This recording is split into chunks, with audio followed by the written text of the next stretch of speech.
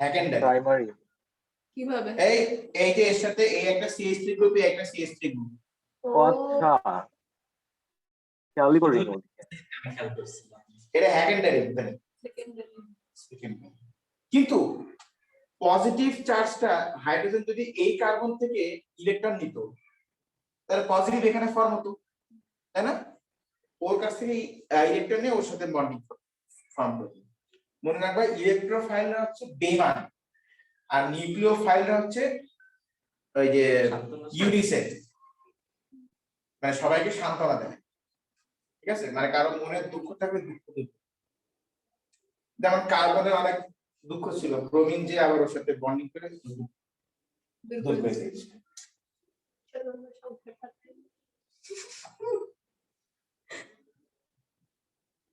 না, ও বলছে যে হাইড্রোজেন তোমার সম্পদ ছিল চলে গেছে, কি হয়েছে? আমার কাছে তো আছে, আমি তোমাকে দিচ্ছি। আচ্ছা, এখন এই হাইড্রোজেনটা যদি এখান থেকে ইলেকট্রন নিত, নিয়ে তো ওর সাথে বন্ডিং করতো। আচ্ছা,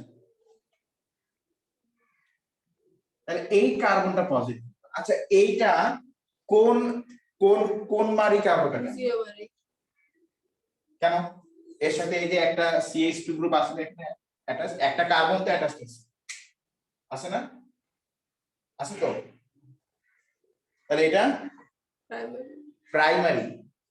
কারণ এই যে CH2 তো আছে, এই যে CH3 এখানে আছে ঠিকই, যা ওটা ফ্যাক্ট না। ফ্যাক্ট হচ্ছে এখানে CH2 মানে ওর সাথে ডিরেক্টলি একটা কার্বন তো অ্যাটাচমেন্টে আছে, তাই না? তাহলে এটা কোন মারি? প্রাইমারি।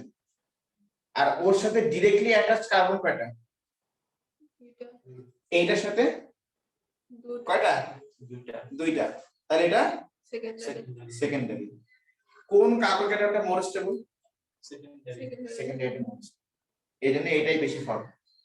তো CH3 মানে কনসিডার করা লাগবে না সব ক্ষেত্রে, জাস্ট কার্বন ডাইরেক্ট কয়টা লিখতেছে এটা দেখো, তার কার্বন দেখলেই হয়ে যায়। বা তুমি নিজে নিজে ইমাজিন করে দেখো, ধরো CH2 এর সাথে আবার C, এটা কার্বোক্যাটায়ন, এর সাথে একটা CH3। আচ্ছা, এই কার্বন এখান থেকে ইলেকট্রন টান দিচ্ছে, তাই না? এই কার্বন এখান থেকে ইলেকট্রন টান দিচ্ছে, এটা তো আবার CH3 গ্রুপ, ও আবার এইদিকে ইলেকট্রন পাম্প করতেছে।